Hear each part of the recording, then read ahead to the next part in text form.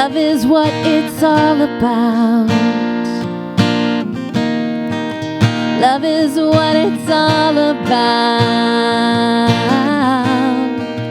Love is what it's all about. Love is what it's all about.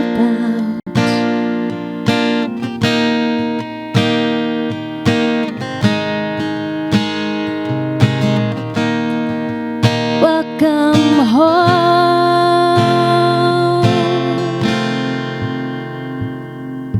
So I am so blessed. I'd like you to come up and meet your new community that is growing by leaps and bounds.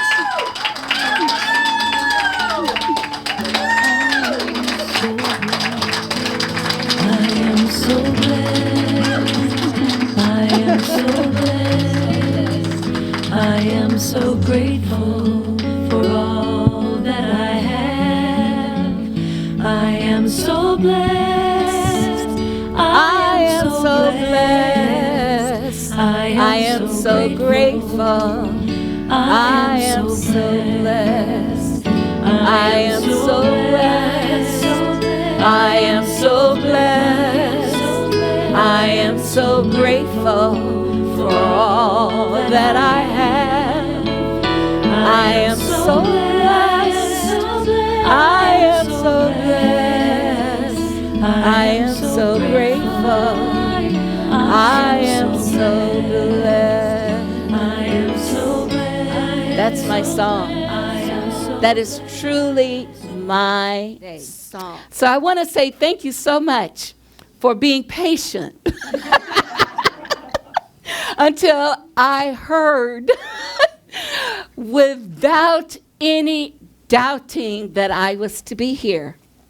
I really want to thank you for that, because as you were doing your prayer work, even before then, we had been doing visioning at Illuminata, and I put in our ministry of prayer, oh, what is mine to do? What's next for me? Blah, da, da, da.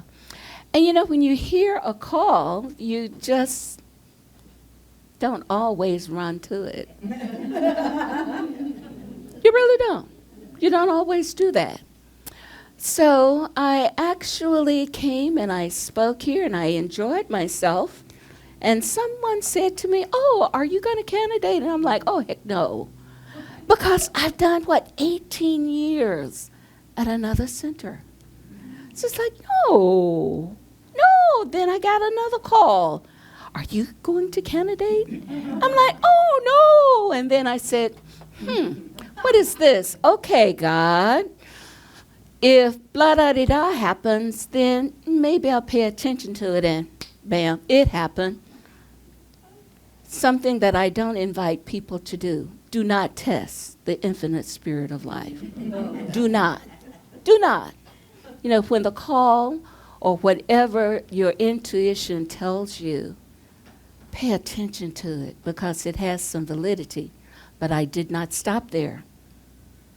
It happened a third time. And I finally surrendered. I removed all conditions and just let the Spirit flow. And I'm here today. What I want to talk to you today about is creativity. That's our theme for this month. It's the spiritual core value that we're looking at.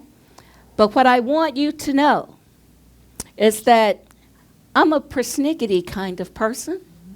You want to get on my good side?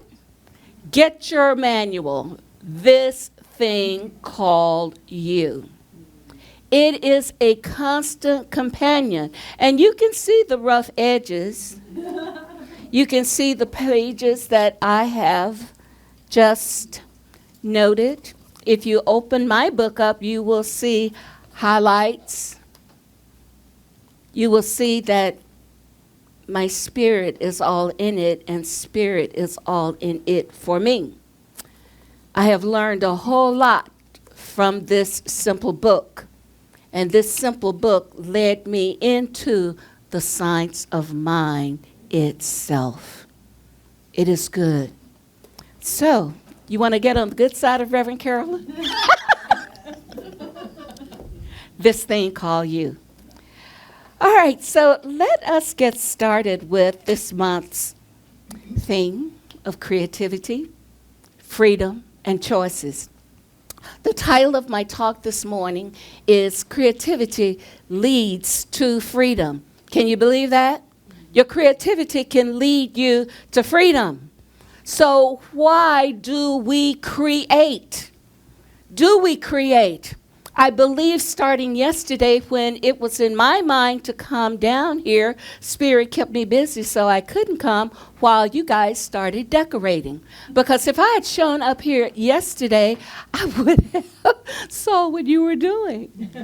But you are already creating. You are already in that creative process. And when I walked through the door this morning, I had a genuine feeling of surprise, a genuine feeling of awe and appreciation, a humility of sort. Spirit created that for me because, knowing my personality, sometimes we're just not surprised enough because we think we know a whole lot. But this was such a lovely and beautiful surprise. So creativity is always happening in our life. But my question to you again is, why do we create? Oh, why do you create? Why did you want to do this thing that you surprised me with? Why? That is the question of the universe. It feels good. It feels good. But let's look at it from another perspective. There is an infinite spirit, a divine mind, a thing that we call God. Some of us may call it source or the infinite spirit, the great all that is, that exists in all of creation. And that source, that thing is good. And because we know that source and that thing is good, we know that whatever we choose to do that is in harmony and alignment with the divine light, it prospers. It wins. It is going to be as we have declared that it can be. If we look at this from a science of mind perspective, Dr. Holmes wrote in this thing called you, everything in nature is endowed with a divine urge. This urge is creative, and it is impossible to escape this creative urge. And everything must find fulfillment or it perishes. Thank you for finding the fulfillment for a spiritual leader. Thank you for finding the fulfillment for blessing my heart. Thank you for that. It is life. Now, here's something that I want us to do in terms of looking at this creativity a little bit further. Creativity is the activity that goes along with creation, right? It's what you do. When life created us, it gave us two wonderful endowments from God, love and creativity. We were given love so that we could be confident in life, so that we could have a sense of security, as well as have peace and joy in our living. And then we were given this thing of creativeness so that we would be able to really be persons, to realize who we are, to do this thing of know thyself, and to become the best of who you think you could possibly be. Because guess what? Within each one of us is that creative energy, that thing of something that is pushing within us that desires to be expressed not only on the inside, but it says, I'm too big to stay inside of you. I must come out and I must express in life. What would that look like when you want to express in life? So we know ourselves individually through this divine urge. So having been given these two things, we discover ourselves. And I'm asking you to join me on this journey of discovering who Center for Spiritual Living Peninsula is now. Because we stand on the shoulders of all of that creative energy that flowed through Reverend Abigail and those who were present with her in prayer, in visioning, in doing to support this center being birthed and set on a foundation and a wonderful course. We stand on the shoulders of that, and today it's time to go a bit further. The creative urge is once again pushing to push something out. But there is another component to it. There's a thing that would be in our little environment here that has been created that is pulling the dream, pulling the vision to come forth into greater manifestation. So Dr. Michael Beckwith teaches us in the course of studying about visioning, you will either be pulled by your vision or pushed by that divine urge. I think where we are today, they're both happening. There's a wonderful tension. There's a wonderful tension of push, pull, push and pull. And you know what? The next few days, we will be doing that. Whether you're in the room, whether you're on an internet call, a Zoom call, on a telephone call, we will be in this together to allow that something new that wants to be present for us now to come into being. You will get a part, I will get a part, you will get a part. But guess what? As many people in this room will have those parts. We will put them together and we will turn them over to Spirit and let whatever that baby looks like to be. Now, it's going to require something on our part. It will require some innovation. It will require some releasing and letting go of this is what was to this is what we're being now. I want to do something really radical here. I want to go to Dr. Thomas Troward, and I'm going to ask you to repeat after me. My mind is a center of divine operation. My mind is a center of divine operation. The divine operation Is is always for expansion always for expansion and fuller expression. and fuller expression. And this means the production of something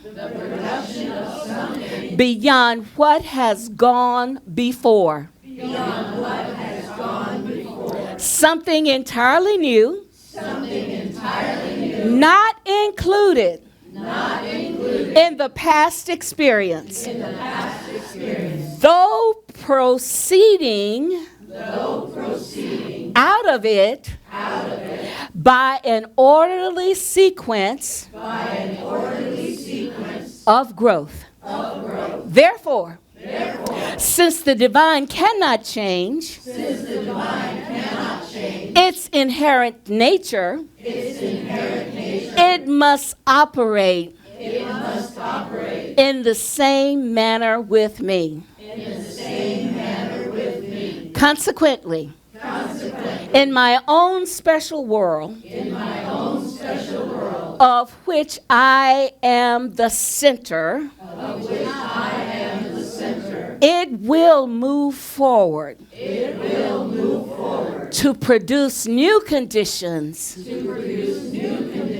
always in advance of any that have gone before. Be with it.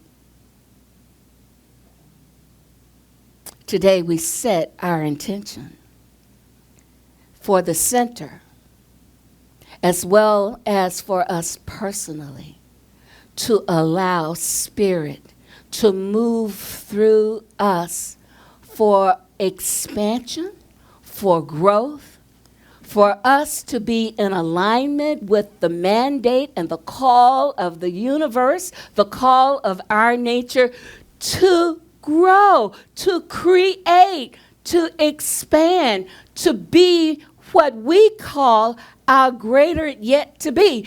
But even in saying I'm on the path to being my greater yet to be, it is an evolution in who I am now. Right? That's it. Creativity. And the only way it can happen, is to say yes. It is to say yes.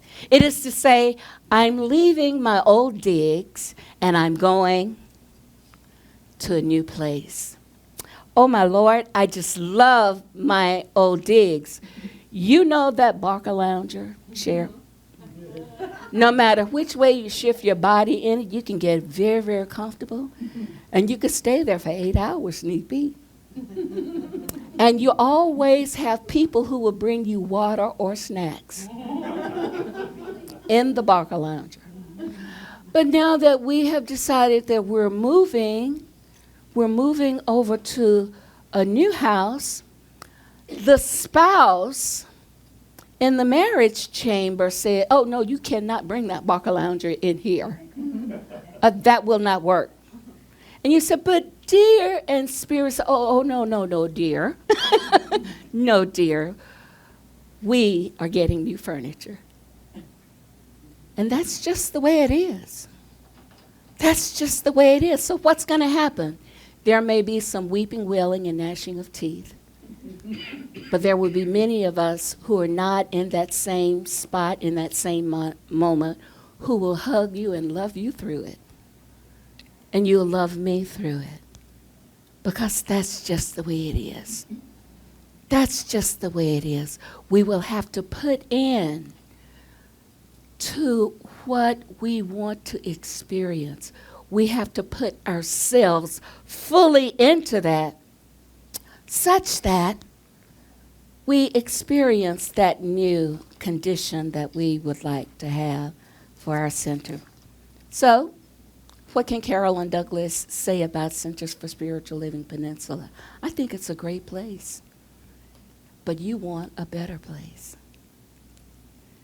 We all want something more. So some parts of it will be new. Some parts of it won't. Because what is well established is the foundation upon which we stand. That's still here. So let's move on a little bit.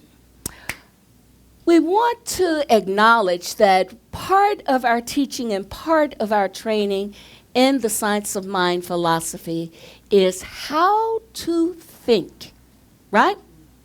How to think. I don't tell you what to think. You can think any old thing you want to think, and you will get any old thing associated with what you think.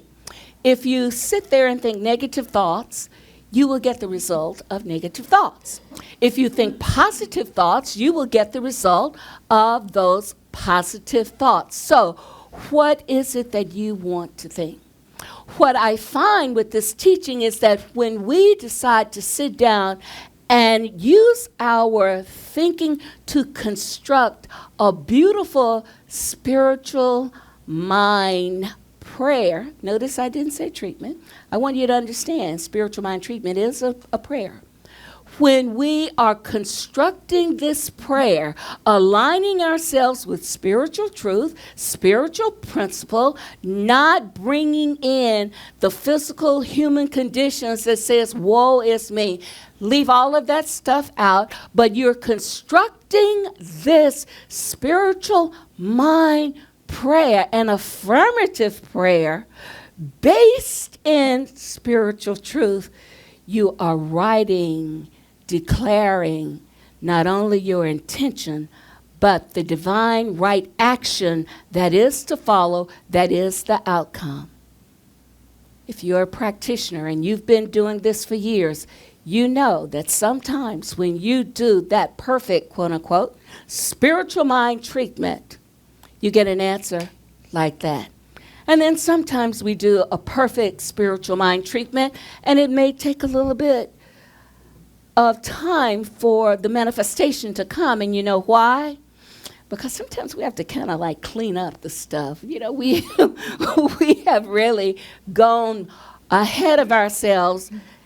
And one thing that we know, you can't bless and curse at the same time. Just don't happen. Just don't happen. You can't love and hate at the same time. Just won't happen. Spirit says a double-minded person, a double-minded thing will not get anything. It won't prosper. You get nothing. So it's like at a standstill. We go back and we begin to clean up within ourselves. What is being called for here? What is it that I need to do? What needs to be taken care of here such that this spiritual mind treatment manifests into form? We do that, and we will do that here. We will do that here. So we learn how to think and use our thought constructively. What are we using? There's only one mind. That is the mind of God. That is the mind that I'm using, and that is the mind that is within me now. That is what we're using. The mind of God. So what would the mind of God say to you personally? Is this the right place for me to be? Where we are speaking truth, I would say the answer is yes. If you're not feeling comfortable, then you need to seek a little bit further.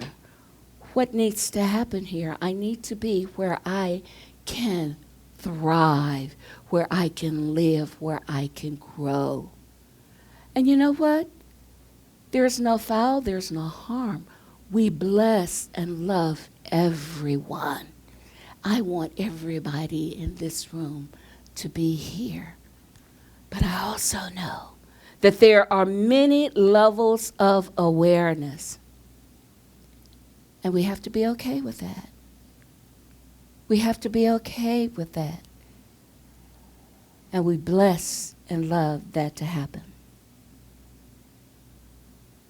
Now, one of the things that I know is that the creative intelligence of our spiritual nature does not select, it does not independently select any of the thoughts that it will act upon, because it responds to whatever thought we place in mind. Yeah, let me tell you my own little story. I have a vivid imagination. It was much more vivid when I didn't know the science of mind. Very, very vivid. And I created some junk, and I experienced some junk. And one of the things was that I love to watch some of these action shows with my sons. And one was the driving and racing through the streets. And being such a wise person, I love to drive. I'm an excellent driver. I could drive on a speedway and win. You know, that's how I feel about it. No limitations, no boundaries. And I was feeling like that. So in my mind, I created this scenario where someone was literally chasing me down the freeway, down the street, and I outsmarted them. I created that in mind. And guess what? That actually happened. I went into the fast food place to get some food. I got the food, came out in the car, and this person decided that they wanted to hop in front of me. It almost caused an accident. But I managed to swerve around and go ahead. That person came after me in the car. And I got up on the freeway, and this person is racing behind me on the freeway to catch up, and I realized, oh my goodness, that person is following me. And I'm panicking in the car. And as I see the next exit, I get off the exit and I come around that exit, which was a nice, almost full circle. I decided, oh God, what can I do? What can I do? God said, go up this side street. I go up the side street. It was very dark. Cut your light out, pull into that driveway. And I did that. And sure enough, that car followed me and was looking for me. And I'm like, oh, what? Oh, my goodness. So finally, I calmed down, and I backed out. And I drove from that house with the lights of my car off because I did not want that person to find me again. And I did see that car. It was still looking for me. The mind can create this stuff, and it can outpicture. The cautionary tale, be careful what you create with your imaginative mind. It can show up. I'm so glad that I was safe and blessed in that. But there's another thing that I want us to consider for this talk. There are no limitations to anyone regarding what it is that we would like to do here. Would you like to hear a wonderful, fresh story? Here is a fresh story that really demonstrates the activity of the creative urge within us, the divine urge within us coming out. See, when the divine urge is ready to come out, it has to be expressed. The other night, I was looking at America's Got Talent. And I saw this woman walk out on the stage, and on the other side of her was a young man who had this cane in his hand. And she walked out and presented themselves to the panelists, to the judges. And she said, I'm bringing my son, Cody Lee. He is a 22-year-old. He's blind and autistic. And when Cody spoke for himself, it was a disjointed speaking. It was not a regular flow of communication the way you and I would converse with one another together.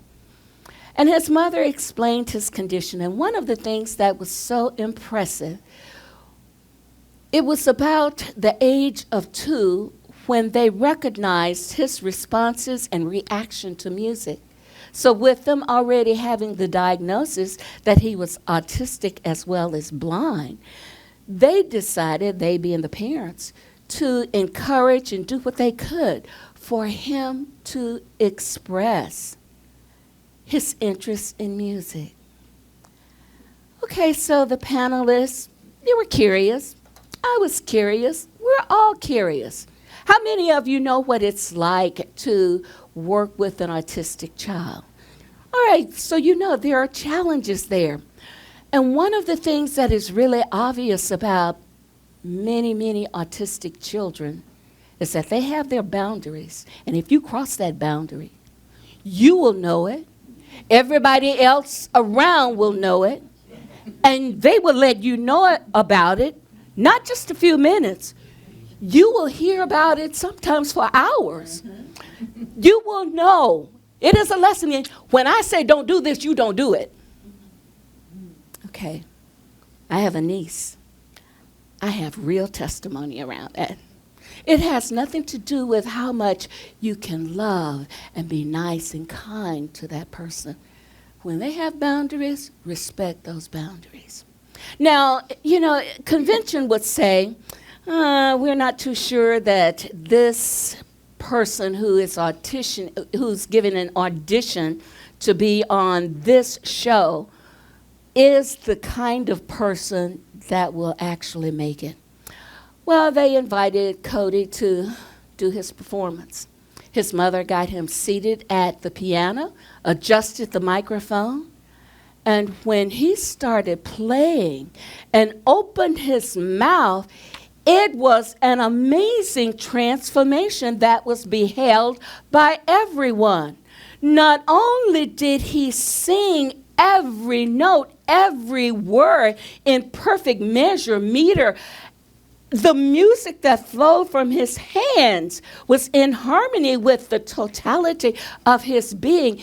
It was art and poetry in action. You would not know that this young man was blind. You would not know that he was autistic. You would not know that he stumbled and stuttered to push the words out of his mouth. Completely transformed. The divine urge was pushing out of him, and it pushed out to a maximum expression such that it changed his life. That moment, that night, he was evolved from the old Cody Lee to the new Cody Lee, who became a superstar. One of the judges hit the golden bar, so he's automatically going to be in the competition once it starts. Now, what does that mean for us? What does it mean? Because we have a golden button we would like to get pushed. It means that we can allow, sometimes we may have to allow people to be okay with their limitations or their barriers. But we will also be open to allow whatever the creativity that they can bring into what we are today to come forth. We can allow that to happen. We would love for it to be that no one had any barriers, any limitations. But that would be, okay, we've gone to nirvana. Oh, God, what's the next life? But here is an expression of what that divine urge, the creative urge that is within us, can look like in the everydayness of life. And the reason why I tell you this story is because we have to see it happening in the everydayness of life. We have to see it happening in each one of us. You have to begin to see it happening in your own life. Most of the times we will see it in somebody else and they will reflect back to us, oh, but I see it in you too. The creativity is there. I personally used to freeze up when the teacher would come in and say, we're going to have arts and crafts, get out your crayons and paper. And it's like, I don't paint, I don't draw, I'm a logical, analytical person.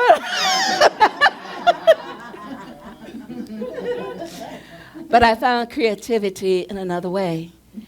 And that way that I found it was, I know that there's more than one answer to any question, more than one answer to any idea.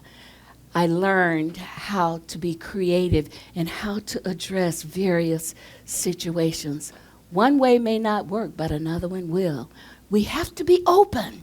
Be open to the divine flow of the ideas that are presented to us and recognize that those ideas are good, because the ideas, going back to our basis, there is one intelligence, one mind, one spirit. We may call God, or you may call it the source. That is the source of all of creation.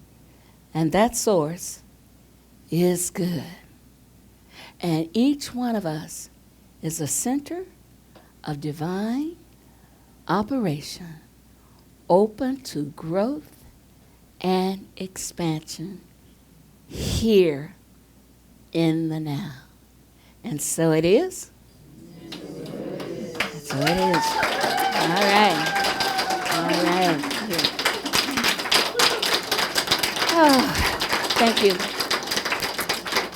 Let's go within now for our community prayer.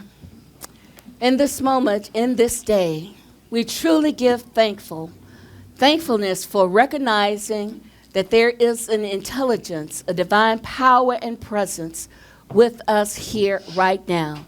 And it is in spirit that we live, move, and have our being. As such, We're one with this source. We're one with this life. We accept and know that it is good, and it is good all the time. So for our community, I accept that we are on that pathway of one-ment, allowing ourselves to be fully in partnership, fully aligned with the divine for that which is to come about in our center.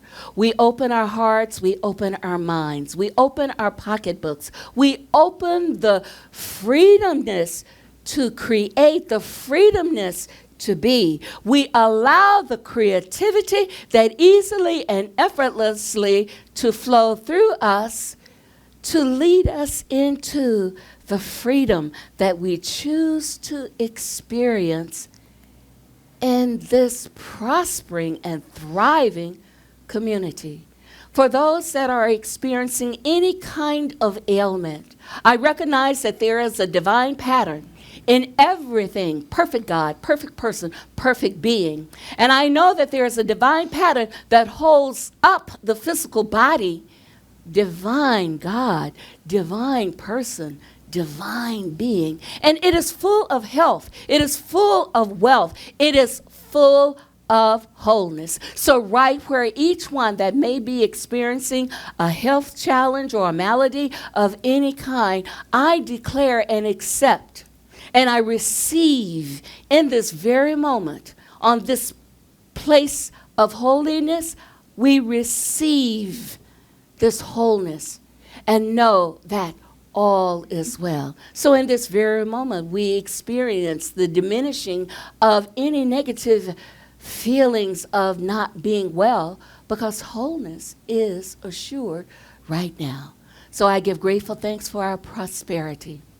I recognize that we live in an abundant universe, that everything we need is already provided. Everything that we desire, when we are ready for it, we accept it and receive it into our place of utilization. I am so grateful and thankful for all centers, all spiritual communities that speak the words of life and truth, that are here for the upliftment of the spirit, that are here for our growing awareness of our relationship with the infinite one. And so for this, I am truly thankful, because we hear within ourselves the mandate, the divine mandate to create, because in this day we choose not to perish, we choose to live, we choose to prosper, we choose to grow, we choose to evolve, we choose to be who and what God has called us all to be. And we are perfect, whole, complete, and entire. So my word is just do you in the Spirit. Just do you to live creatively. Just do you to live harmoniously. Just do you to live consciously in love and creativity. Now we know that God is the eternal goodness, the eternal loving kindness, and the eternal givingness of life to all, to everyone. We know that spirit is not a respecter of person. So I know the word that I speak, being spirit and life-giving, is already accomplished here, right now.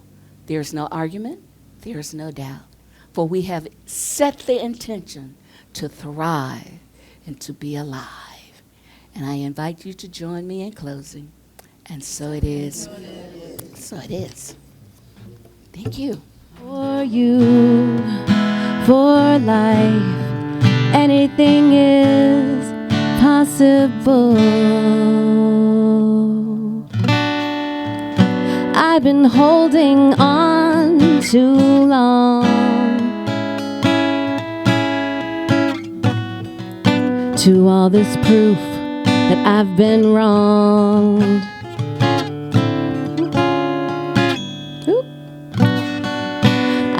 it down, I feel so light. I notice how I've grown. Time for a rewrite. I am rewriting my history. Oh, oh, oh. I am rewriting my history. I will not let the past get the best of me. Oh, did you know we can rewrite history? So let's go. Let's rewrite our history.